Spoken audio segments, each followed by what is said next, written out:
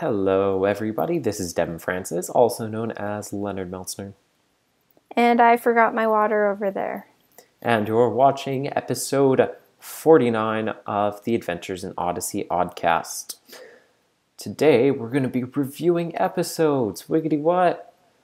Imagine that. What are we reviewing, Victoria?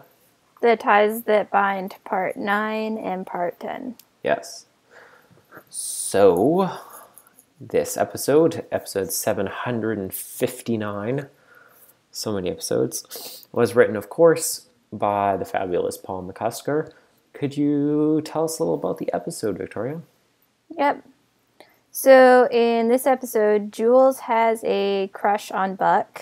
Kind of came out of nowhere, but let's roll with it. And is starting to feel bad about her shady business with Vance. Meanwhile, Emily, Matthew, Jay, and Harlow Doyle, Private Eye, investigate the ghost town and end up getting involved with the filming of the TV show that is going on there.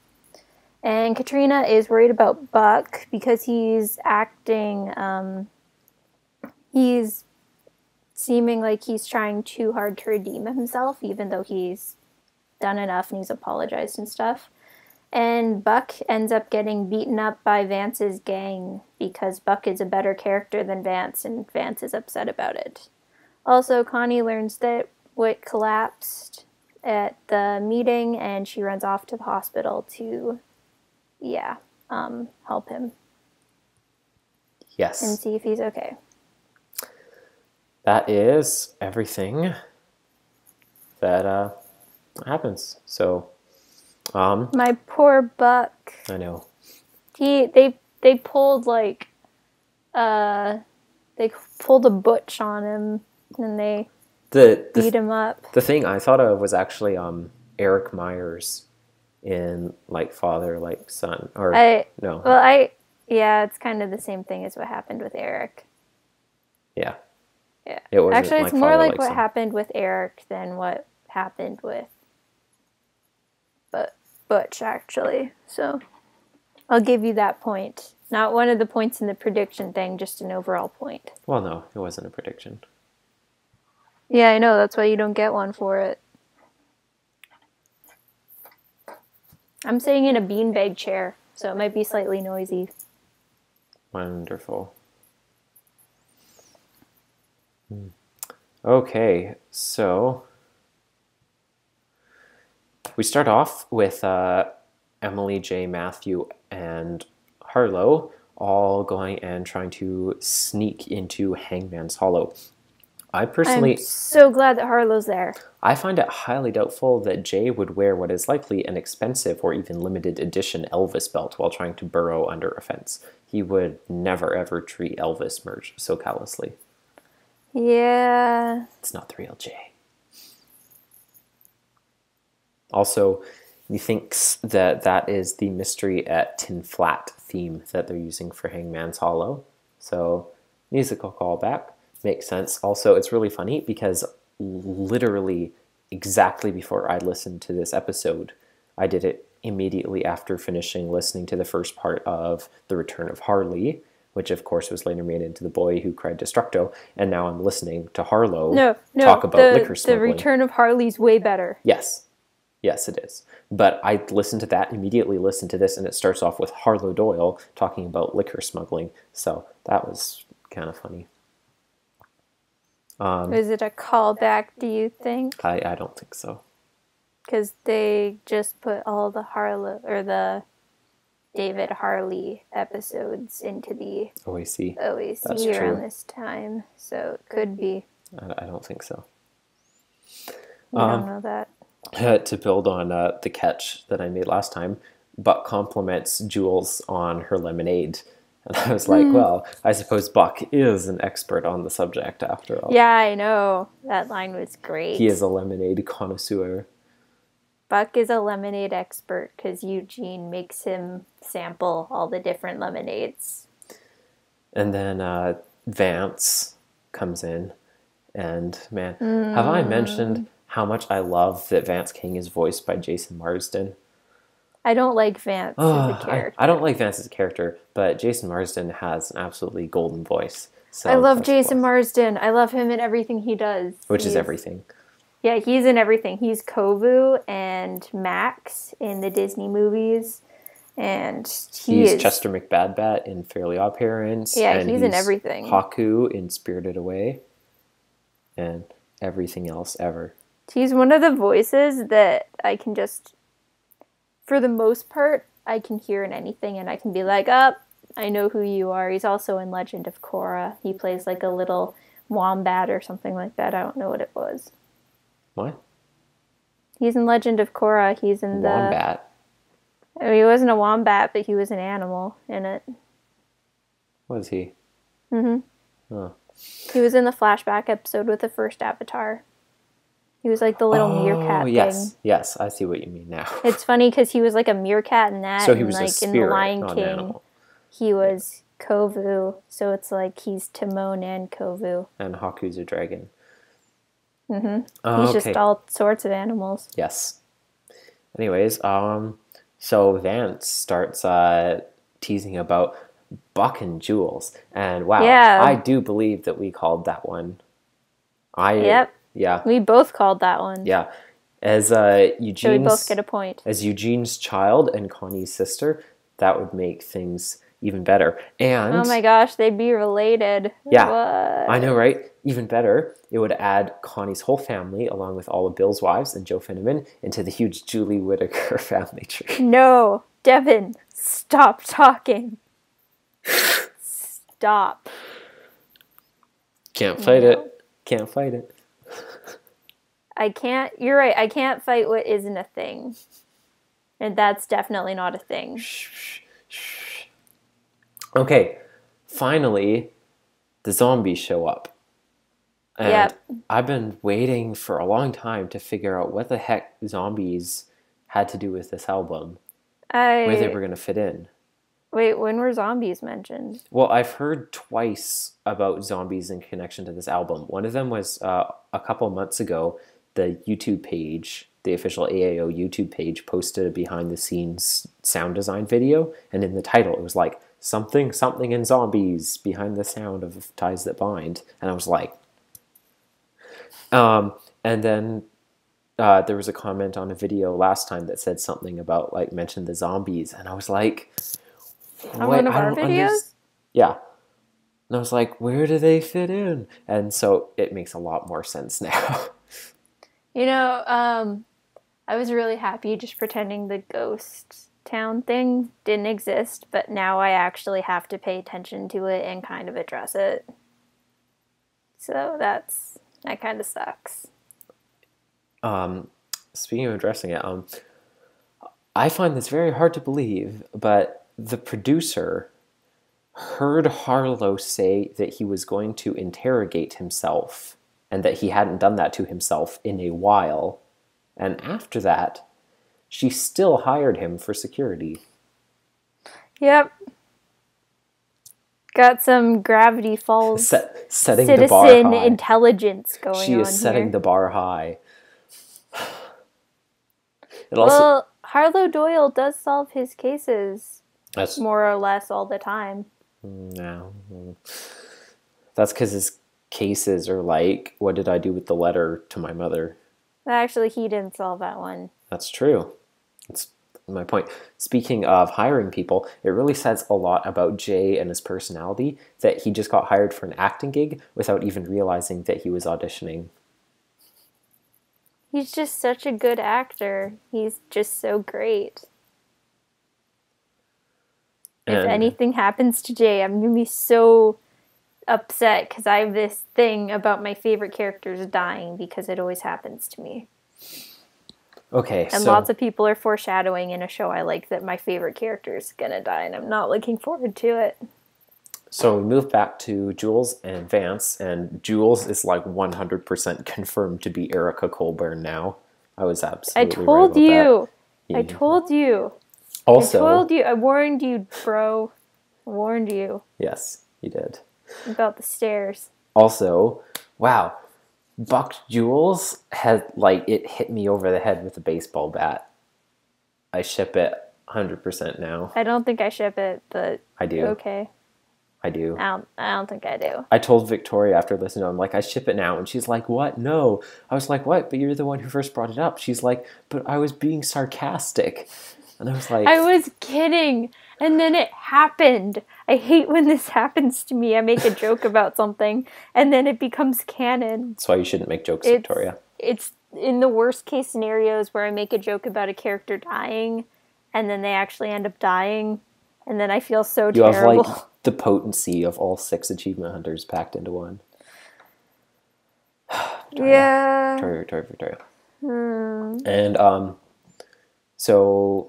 back to the family survivor zombie show. So, wow, I was honestly really surprised. Anna and Kim, even though they are fictional within the world of Odyssey, this is our actual first LGBTQIA couple ever mentioned on Adventures in Odyssey, ever. Mm-hmm. And this is the closest in the season so far that we've actually come to hearing something explicitly mentioning same-sex marriage. So, yeah, Anna and Kim, I guess, are Odyssey's first lesbian couple then, even if they are fictional.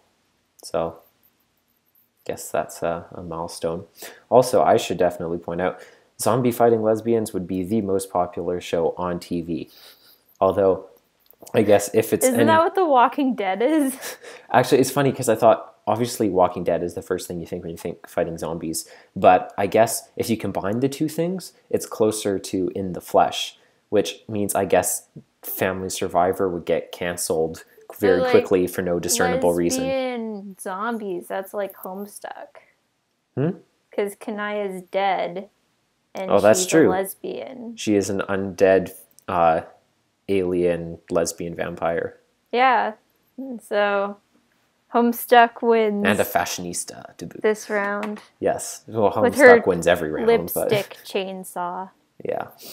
But yeah, it actually made me think more of In the Flesh because Riley posts about it all the time on Tumblr, and it was recently canceled, even though despite that apparently it's Riley keeps on trying to get me to watch that show, and I don't want to watch that show. And from what I hear, it's a phenomenal show with both zombies and actual canon LGBTQIA representation. She wants me to watch it, but I don't like zombie shows. And she said there's like, and I was like, is there a lot of blood? And she's like, no. And Paula's like, yeah, there is. And Riley's like, what? And then I'm like, well, it's a zombie show. So, yeah, the two of those things together made me think of In the Flesh, but also I think Walking Dead generally would probably be closer. Yeah. But also from what Riley told me, it sounds like Agents of S.H.I.E.L.D. is actually gorier than it does have some gore, yeah. Yep.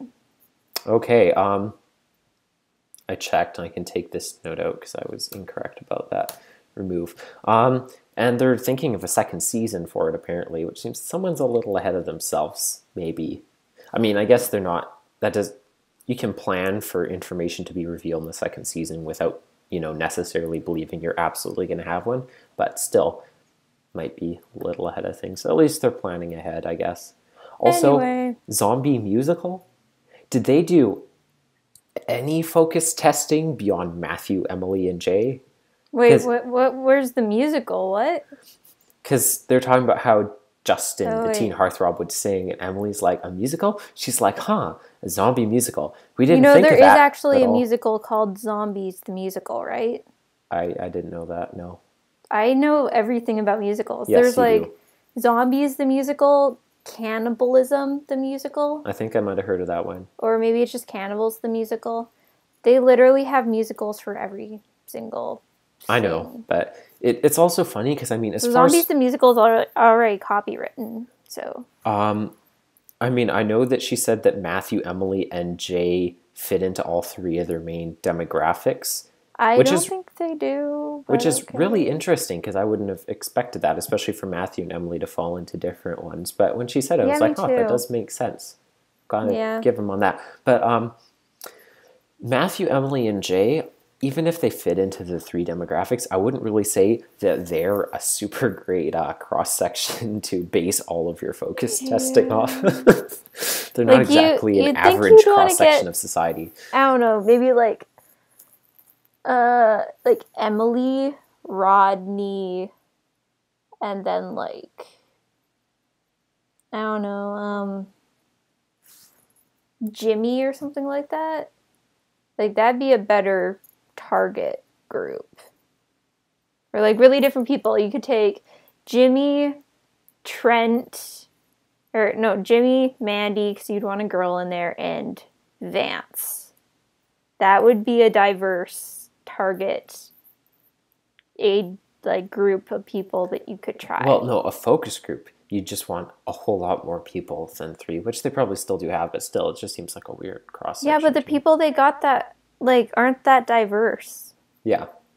So, like... Also, they're people who spend quite a lot of time with each other. Exactly. Like, regardless of what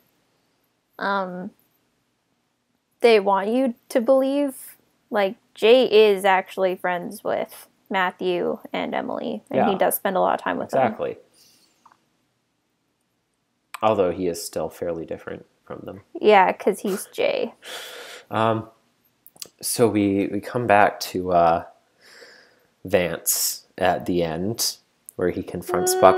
Here's the thing that I've never ever understood, and it really bugs me all the time. Okay, I was listening to album 5 yesterday at work, to the Applesauce Saga, and it's the same thing. It's like when you have a villain and a henchman, and the henchman like decides to be good, instead of like deciding to, you know what, I'm going to be good, I'm going to go and figure out some way to stop them. There was like, I'm going to stop you, and tell the person explicitly, like, I'm going to do everything I can to stop you. Like, why would you tell them that? Why would you just make them think, oh, this is a person that I should stop from stopping me now? You know, if you just didn't say anything and you just went and fixed the problem, none of this stuff would happen. It's like Richard and Blackguard, right? That's what I was listening to. Richard hears Blackguard say this stuff about Lucy being in the hospital, and he decides, you know, I need to stop Blackguard. So instead of what could have been easy, going to the police or to Whit or someone and explaining what happened. Yeah, but he couldn't have gone to the police. No, he should have gone to Whit, though. Yeah, but instead of just doing that, he decides to tell Blackguard, like, I'm going to stop you and go against what you do. And it's like, wow. And then Blackguard pushed a Zapazoid machine onto you and crushed your legs. I mean, not right then, but still, like, same thing here. Like, Buck could have tried to stop Vance without letting Vance know that he was actively working against him, right? And then he wouldn't have gotten beaten up. What is the point of telling the bad guy that you're going to stop them? It literally does nothing except make them work harder to stop you from stopping them. I felt so bad for Buck, because Vance was right when he said that Buck wouldn't be able to fight back. Yeah. And that was just like the worst feeling. I know. They did a really good job at distilling Rodney's darkest side into Vance, because Vance is obviously very experienced with the system and blackmail and psychological manipulation. Far better than Rodney ever was. Actually, I was thinking about it. Vance is a very interesting character. After this episode, I may not like him, but he is a good character. I realized that Vance is really much more jellyfish than he is Rodney. He is, yeah. He's like, if you took Jellyfish and you made him less of a moron, basically. And Jellyfish might be slightly darker, but that's just because he's older. He's older, yeah, that's what I mean. So if you make Jellyfish younger, and then you make him more teenage delinquent-like a little bit, and slightly less darker, and that's basically... And you throw in some Rodney in there, and then that's Vance. Mm-hmm. Yeah, Rodney was a bully, but Vance is like a gangster. Yeah. Not even a gangster. Hard ER. That's where we are, and it's not good. I feel so bad for Katrina and Eugene, and Buck's gonna come home and he's gonna be like all beat up. And Katrina's probably gonna think that it happened at school or something, like from some school kids, and she's probably gonna take him out of school. No. And it's gonna be like the Aubrey thing, except for in this situation, Buck didn't do anything wrong, and Buck's gonna be like, no, please, don't take me out of school. I'm not saying that is gonna happen, I'm saying it might. It's one of the possible routes from what could go from here. I feel so bad for Connie. Because, like, it's like first all this stuff happens to her mom, and then, like, shortly after, she finds out that Whit's suddenly in the hospital. And if it turns out that Whit was sick, and he had, I don't know, a slight clue that he was sick, and he never told Connie about it, she's going to feel like... She's going to feel the same she did before. And Jason... I was telling Devin, that was in the last episode, that I feel so bad for Jason because just go back to life expectancy and you'll find what is officially my favorite Odyssey scene ever. I listened to Life Jason Expectancies and all of album 57 on Friday at work because I can listen to a full album a day at work because there's so much time just breeding peas and sorting peas and cleaning peas. And your job sounds terrible, by the way. Thank you. You're welcome. It pays well. It's working for the government. And when Connie said something to Bill about, like, you know, getting to know Jules, and he's like, "Why? You'll probably never see her again after this." And I was like, ha ha ha ha ha ha ha. Yeah, I still wonder if she was intended to come back. Yeah, I honestly have no clue. I mean, that was literally the end of the last album. Go either so way. They must have been planning ahead to the Ties That Bind already. So probably. Yeah, I know, but still, it still could have gone either way because there are lots of Connie episodes where it ends with her, like, writing a letter to her dad or saying, like, "Oh, I'm going to go get things ready, like my room ready for when my aunt comes," and nothing ever comes out of that, basically. Yeah. So I thought it'd be like one of those things. I'm glad that Jules did come back because we have Shona, and Shona is great in everything. Yeah, and I she's like very Jules, good. And she's a very good voice actress. When I first heard about, like, you know, like getting the show and all that stuff, and they were going to pay, I didn't expect it, you know, them to find a very good person. But once I actually heard Shona go and stuff, and then when I actually heard Life Expectancy, I was like, wow, she's very good.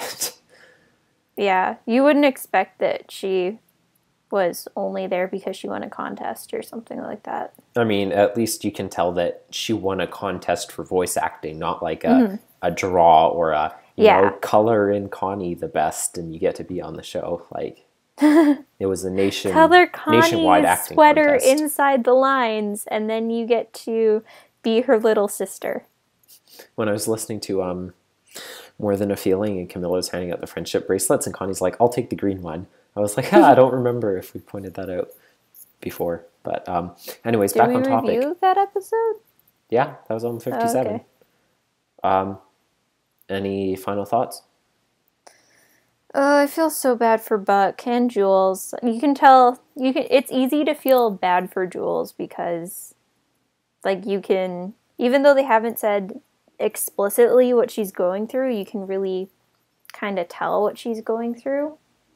And the way that they portray everything, and yeah. I feel really bad for Jules and Buck and not Vance. I just remembered. Before, when I was trying to figure out what the zombie thing was going to be about, what I was worried was... Oh boy. Because Whit sent, it was Olivia, right, into the Room of Consequence to see something. Oh my gosh. I was really worried that it was the Room of Consequence was going to be like, if the world accepts gay marriage, it's going to be a zombie apocalypse and the world will end. That's what I was worried was going to happen. So when zombies were here, I was like, oh, thank goodness. So, I don't know about you. Because it's like, it was the hardest program to ever make for the Room of Consequence. I was like, please let it not be like the gay apocalypse. Is it, Devin, who do you think the leader of the gay zombie apocalypse is? Kanaya? No, it's Gabe Blackard. Oh, yeah. Sorry. Jeez, Devin, I set it up and everything. I'm sorry. What's wrong with you? I was going to say something. Oh, yeah. I don't know about you, but I think this album is going very well so far. Yeah. Go, Paul. Everything's going good. Everything's good is happening. Apparently, nothing bad. I saw some comments on Facebook about talking to other people who haven't finished The Ties That Bind yet, and they're like, you have to finish it, the ending, oh my goodness. And I was like, I want to finish this album. It takes so long to record in between every single episode. Wait, that thing that you know about what's going to happen, is that the ending that you know? I know something that happens at the end, but not like the ending. Okay, is it going to be one of those like the thing that I know things, or is it like a good thing? I'd say it's a good thing. I mean, it kind of depends on your opinions on things, but it's not something that has to do with any of the specific plot lines in this album. Okay. It's something else that happens. Should I be concerned? I don't know. Probably not. Okay. Is Whit gonna die? Is that what you found out? I don't think I'd be able to keep that a secret. Yeah. Who knows? Maybe I could. Maybe I am. Dev. Yes. Dev, if it's okay if Whit dies, they'll just pull a fairy tale and it'll turn out that he's actually alive and just in a different dimension, right? Yes, that is exactly what would happen. We can talk about that later. Yeah, we'll talk about that later. Is that everything that you wanted to say? Yep. Oh, still waiting for that Room of Consequence. Yeah, it's been a while adventure. now. I thought it would have happened by now. It's been like but 3 episodes. Olivia's been in there for a long time. She's just... Do you think she's still in the room and everything's just pitch She's black? Probably waiting for Whit to take her out of it. Oh my gosh. Whit's in the hospital right now and she's still in there. So he's like, oh, just wait here. From her perspective, she's like 57 years old now, still in the gay apocalypse. She's the leader of the heterosexual resistance now for decades because, you know, time passes so much faster inside Whit's VR machines. Oh man, I need this episode. I need it now. Oh, well, once we're done this, we can listen to part 10. So, what do you think is going to happen in the next part? I'm hoping for finally getting to hear that Room of Consequence adventure because I want to find out what's wrong with Whit.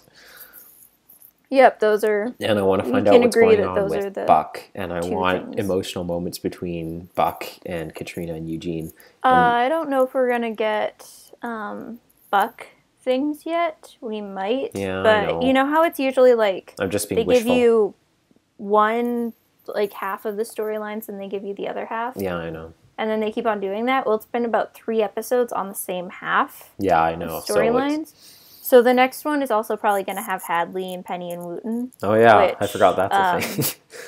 I'm surprised they haven't gotten back to that yet. It has been a while. So the next couple episodes are probably going to be more focused on Hadley, Penny, Wooton. The Room of Consequence adventure is probably only going to take 1 episode. And they should be mentioning Whit in the next episode. I hope that Jason appears hopefully with the Whit stuff 5 too. parts left. Which It'd is be actually interesting. a lot. It sounds terrible to say this, but I want something bad to happen to Whit just so they will mention like Jana and Monty and Jenny. Just so they'll mention their names. I want mention of Monty. I want to find out what he's doing. You know. Yeah, and yeah. What do you think? Like, I want Whit to be okay, but I want him to be not okay to the point where they have to mention those guys once, and then Whit's okay after that. Yes. Yeah. After all, that's what brought Jason into the show for the first time. This Mortal Coil. Mm-hmm. Even though it was a different actor. Yep. So... No, it was just Jason had a cold. Ah, yes, that's true. Yes. What different actor? What's everything I have to say? He had a cold because he was heartbroken because he was away from his agency girlfriend. Yes. Not Tasha, but the agency. Not itself. Tasha. Yeah, the actual agency. Yeah, that's what I'm talking about. That's everything I have to say about part 9. Anything else? Nope. And we don't rate them yet, right? Nope. So let's turn you over to part 10. Okay. See you in a second. Hey, everybody. We're back again for part 2 of episode 49, reviewing episode 760, The Ties That Bind, part 10, written, of course, by Paul McCusker. what happens in this episode, Victoria? Tell me. Tell me. Tell me. So Buck has conversations. He has talk with Eugene and Katrina about all the stuff that happened to him at the end of the last episode. Connie talks with Jules a little bit and tries to get some information out of her about Vance, but that doesn't really work because then we find out that Wooton's house burned down. And there's also lots of things about Charles Penn. Wooton, the episode ends with Wooton deciding he's going to go find out who it is getting Eugene's help. And Whit in the hospital is visited by Connie and Jason. Separately, not together. Yes. Yeah. Okay, so, to start off with the last thing Victoria said, Connie talks about, like, the waiting room. She's like, I don't think I'll survive another shock in this waiting room. I hate this waiting room. I was like, oh, that's really sad, because you can't assume how many things happen in that same waiting room, but it could have been as much as, like, all of the stuff about Whit's heart attack in the mortal coil, and finding out her grandmother had a heart attack and her grandmother died, and just before her mother died, and anything from Eugene losing his memory, Lucy getting hurt in the imagination station, and all sorts of other things. Richard Maxwell being in a coma, and who knows what else could have happened in that same room. So, and it really shocked me about how convinced Connie was that Whit was, like, at death's door.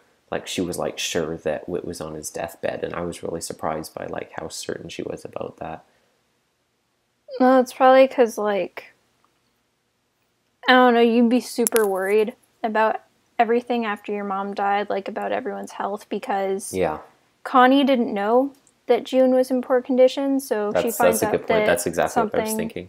Happened to Whit, then she'd think, like, oh, he was probably in bad condition too, and he didn't want to tell me. Exactly, because that's what Jason assumed too, right? He's like, do you have anything you're hiding from me? Yeah, and it's Jason's job to find out secrets. True. So. Especially now that he's an antique dealer. Yep, he probably misses the hunt. His ex-girlfriend. Yeah, the fact that, like, it's interesting because they're like, they said something about how, he needed to rest. It made it sound like this is at least in some part stress-induced. But I would assume that it's not entirely stress-induced because, A, they had to keep him overnight to keep doing tests, so chances are that, there's something else going on. And 2, if that's true, then it's probably from something specific that's really stressing Whit out more than usual.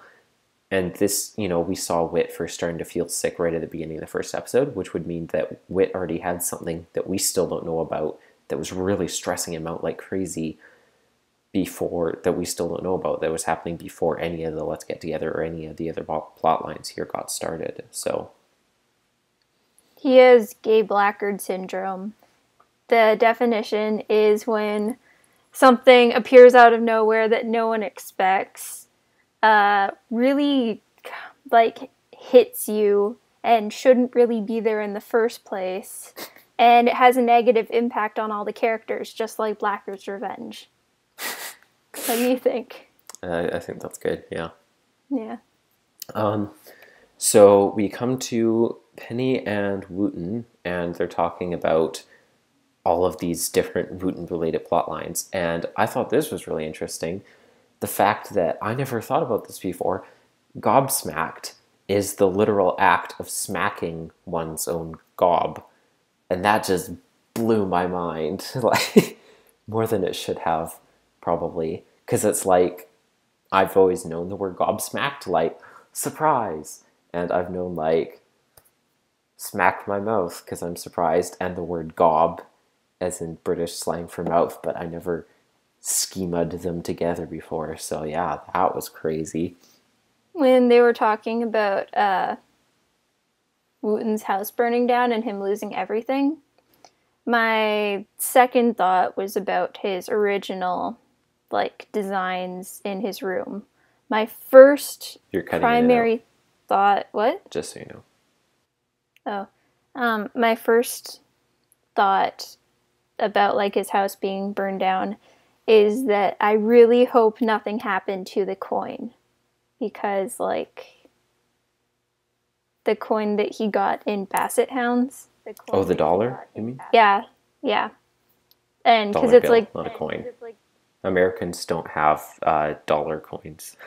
oh, it's a, oh, weird. Hello? Weird. Yeah, that's the point, because he was like, this is the only one that didn't burn, because coins don't burn. Well then, Yeah. still, like, I know, I will never understand why Americans have $1 bills, but and that makes me so sad. that is really sad, especially since it was a fire.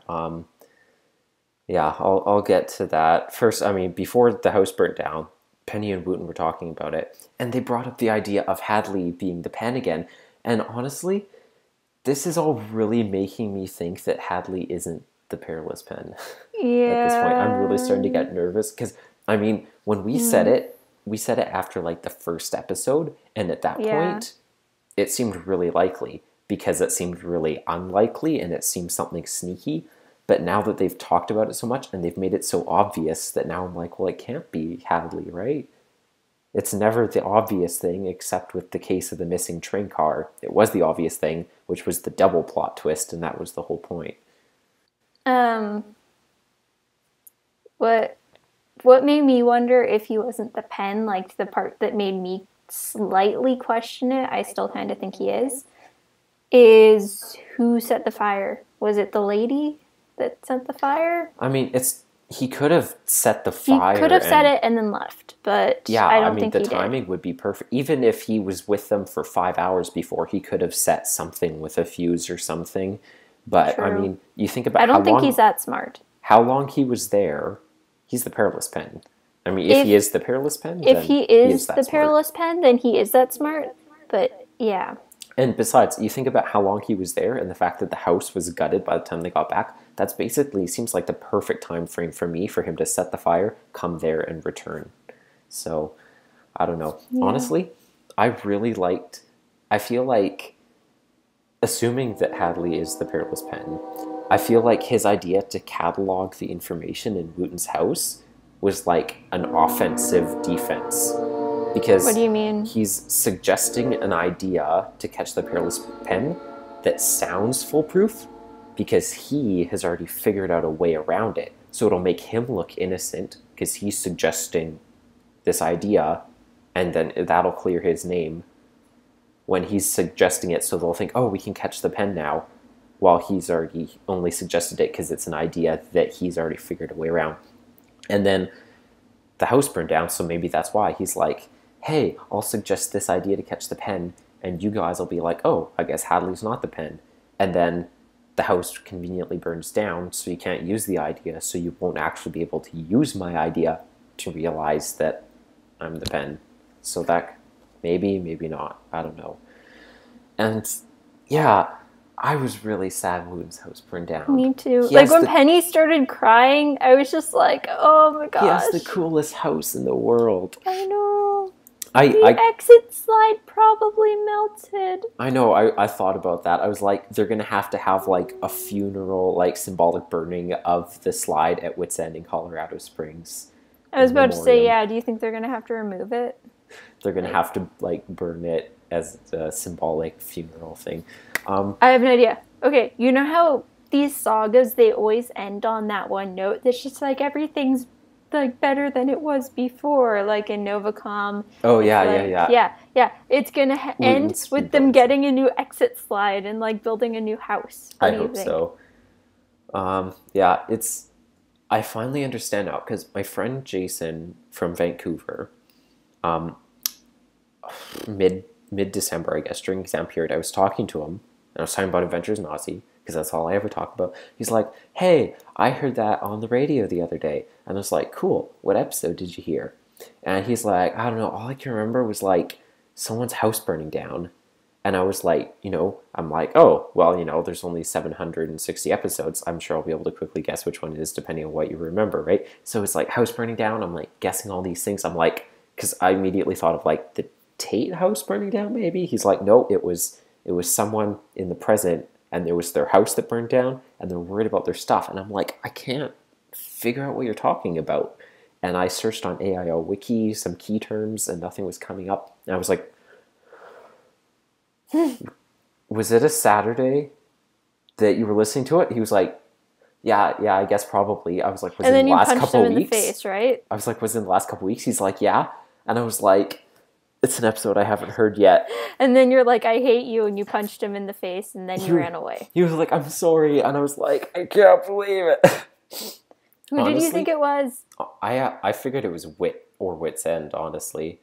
I was really worried, and honestly, I'd forgotten about it until as soon as they got back, and Penny was like, is that a fire truck? And I was like, it's Wooton's house is going to burn down. And so that finally made sense. Oh, like when Penny said, like, is that a fire truck? I'm like, fire truck, sure. And then they're just like, someone's house is on fire. And I'm like, okay. And then they're like, Wooton, it's in front of your house. And I'm like, no. And they're like, Wooton, your house is burning down. And I'm just like, Hadley! Honestly, I have a somewhat hard time believing that Hadley would go so far as to burn down Wooton's house. Yeah. Being the Perilous Pen and kind of stealing Wooton's secrets, I could believe. But I don't think he'd burn down Wooton's house, honestly. I don't think he would either. That's why I think it's the author lady, personally. Because she sounds like she has many a shady dealing. Exactly. And it also wouldn't make sense for Hugo Wells because he wants to collect Wooton's artwork and he just burnt it all. Unless... took it before? No. What is the only thing that makes a piece of art worth a lot more money? If it's in wreckage.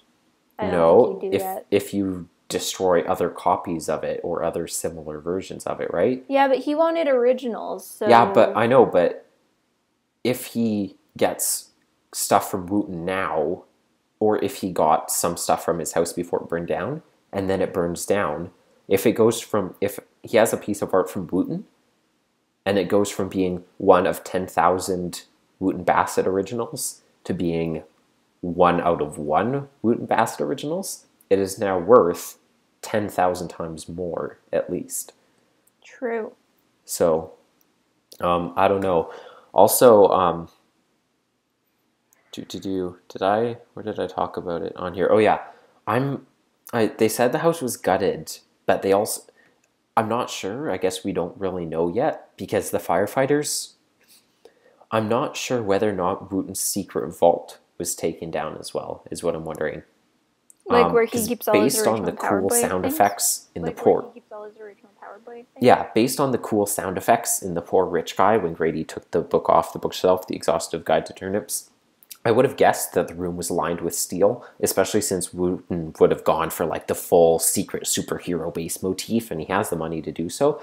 So if it is gone, I'd be really surprised that the fire would be able to consume that because it would be really hard to burn. But there's also the possibility, because it was hidden, right? It was behind the bookshelf, and if it is like protected, like a vault kind of thing, it's possible that when the firefighters are going through, they didn't even realize that it existed. So it could still be protected from the... I mean, I'm sure Wooton has art stored in fireproof, like protected containers, like display cases. So, how does Hadley keep on finding everything out? Because he's a perilous man. Yeah, but Wooton's hiding everything. I don't know, because he can snoop around. Well, yeah, but I don't like that answer. I don't know. Okay, I don't know about you, but at the end, Wooton's just like, I need a computer tech genius. And then he's just like, I need someone who can find something that no one else would be able to find. And I'm just like, Richard! And then he's like, Eugene Meltzner. And I'm like, oh, well, yeah, I guess that works too. Meh. What's that face for? See, here's the funny thing, right? Because... What face? The face you made. You were like... smiling, you're like, heh, heh, heh. Yeah, well, it's funny because I was thinking the same thing. Like, Hadley was like, the FBI?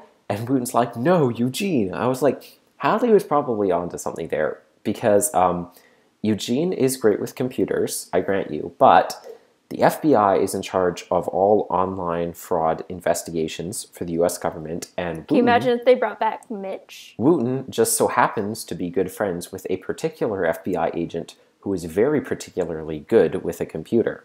I am absolutely sure that if Mitch isn't on assignment right now, that he would help Wooton out.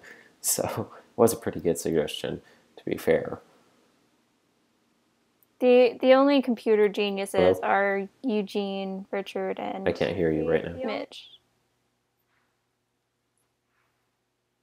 Can you hear me? Yes. Can you hear me? And Wit, yeah. And Wit, yeah. Looks like the original. He's like Alan Turing. I still wish it was Richard. That's kind of an unsettling comparison, though, because that makes me think of, like, Wit is Benedict Cumberbatch, and I'm like, no. No. Yeah. To rewind a bit, Jason and Wit talking about Jenny. I told you. And I told you, dog. It's so heartbreaking with Wit's, like, weak voice and stuff, and I was like, after watching... If Wit dies by, like, the same thing that Jenny dies by, I'm gonna be chronic so sad. glomerular nephritis, I think the chances of that are pretty small, of getting, like, dying from, a chronic, like, inflammation of the glomerulus in the kidneys. It's pretty specific. Oh yeah, I guess you can understand that now, right? Chronic glomerular nephritis. Get it? Glomerulus nephron, the kidney, now that you've done that in biology. I know things. And knowing is half the battle. I know, it's cool. G.I. Joe. Also, today when I was at work listening, when in Isaac the Benevolent, when Eugene was talking about doing brain ups and slimming away all the excess fat from the medulla oblongata, and I thought of you also, and like you being able to understand more biology. Are you telling me I have a fat medulla oblongata? You yes, big that jerk. is what I'm saying. You're so mean to me. The technical difficulties, music, Achievement Hunter music. Okay, words strung together into a coherent thingamajig is a very, very funny quote, and I'm probably going to use that outside of Odyssey contexts in the future. Definitely, 100%.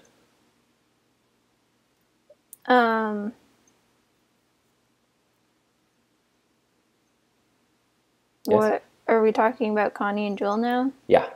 Okay. Yeah. I'm glad that Connie finally got Jewel, but I guess if you think about it, the season's almost over. Yeah, there's 4 episodes left after this, which is still a third of a regular season, which is a fair amount. If this was the Green Ring Conspiracy, and you think about how much we have left, not how much we've been, Jason hasn't even been revealed as the stiletto yet. Hello? Are you there? Yep.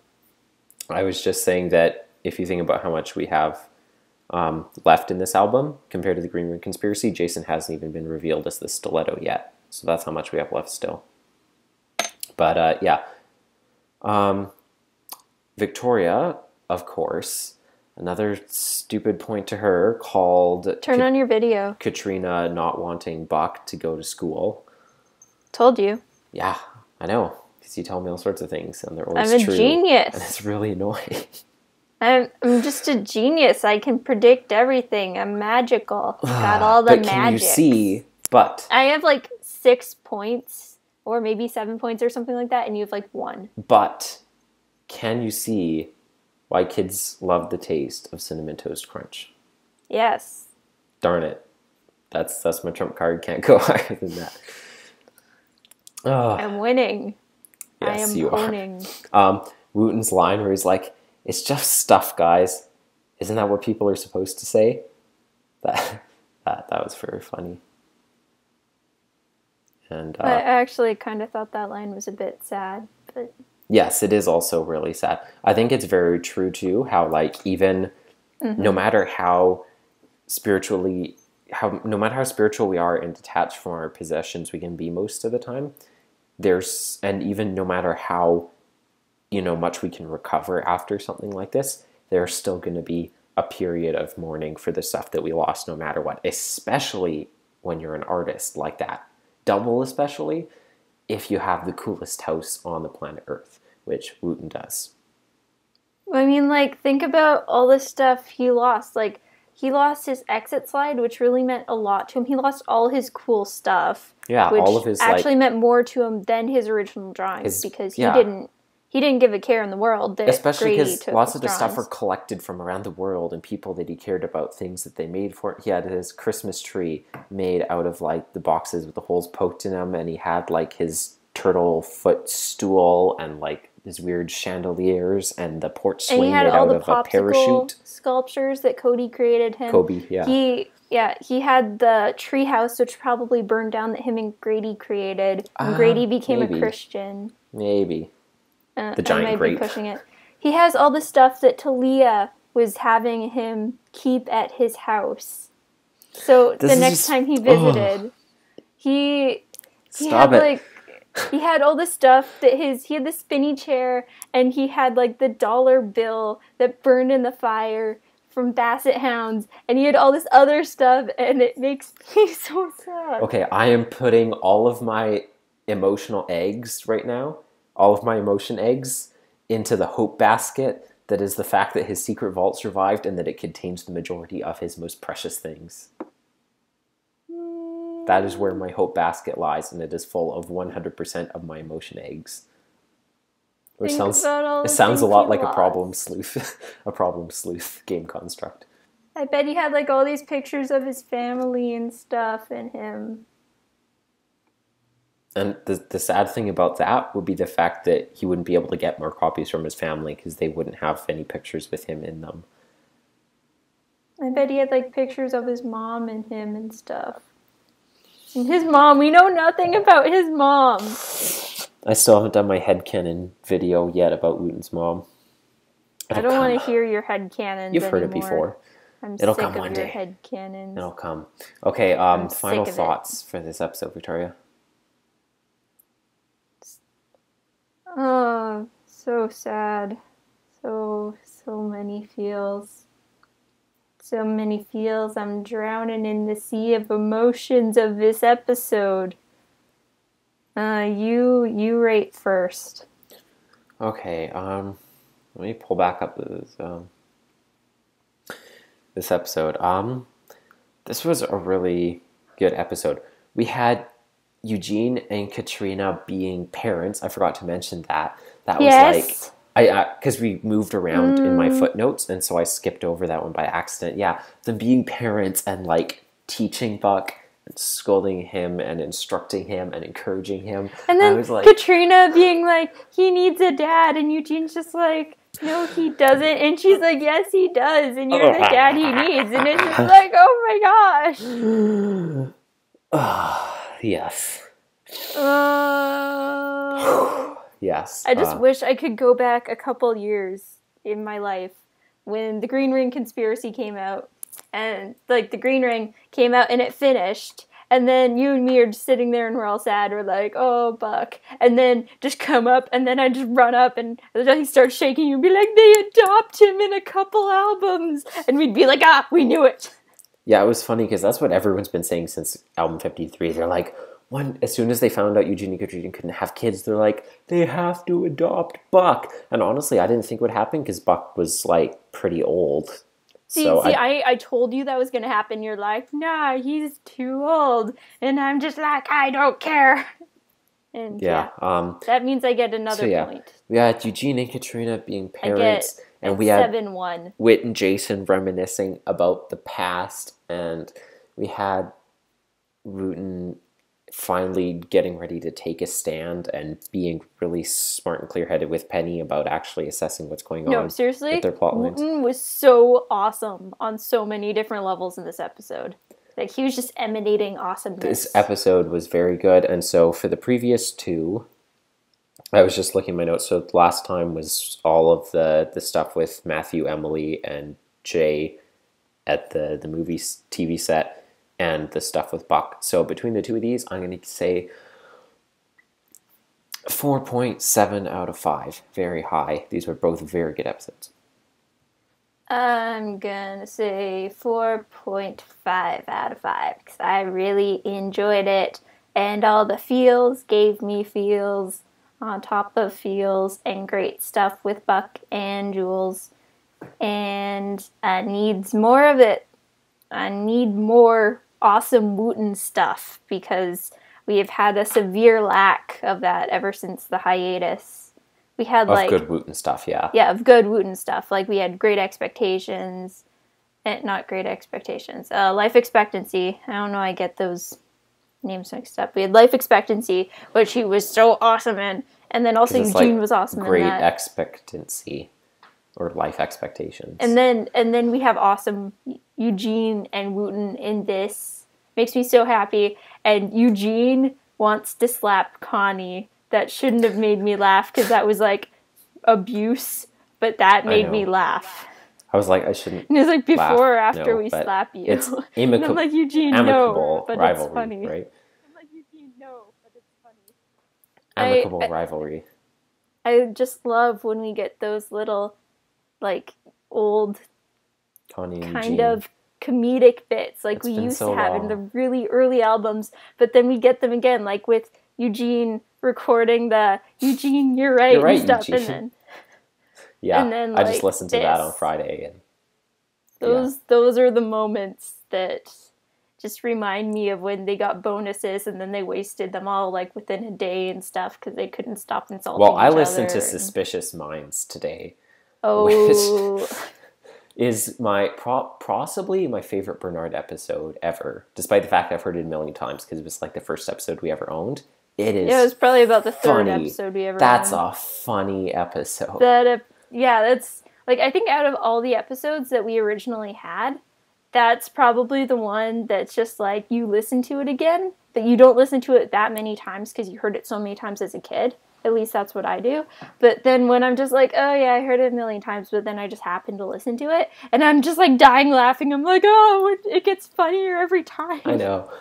Okay, so great. Okay, so that is that. What are we doing next time, Victoria? 50th episode.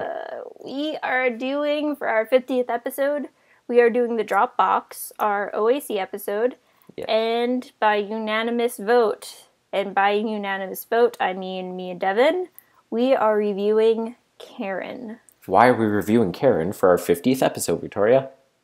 I can't remember. Because it is episode number 50. Yeah! Hey. It just so happens that episode 50 of Adventures in Odyssey happens to be a super amazing episode. And this next review with the Dropbox and Karen, put them together, you're going to get the most depressing double review since Life Expectancy.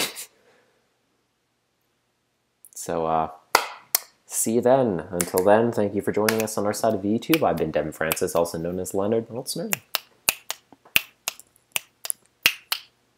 Goodbye.